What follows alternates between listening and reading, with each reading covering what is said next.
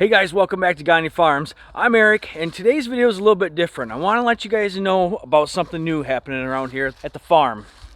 Candace is starting up her own YouTube channel. It's going to be called Chicken Mama of Gagne Farms. So I encourage you guys to go and check that channel out. She has done a whole lot of work in the last few weeks of putting videos together, and I really think you guys will enjoy it. She's doing some cooking videos.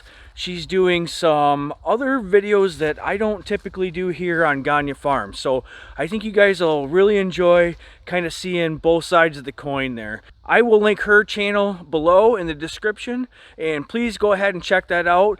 I want to tell you that she is going to be posting a video tomorrow morning. It's going to be her first video.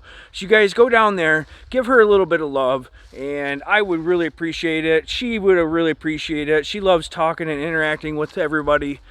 Candace has been working really hard on her YouTube channel, and she's done everything with this. She's shot all of the video, she's edited it, she's made thumbnails, uploaded everything. She's been really working hard at getting her channel up and running, and I guarantee you guys are gonna love it.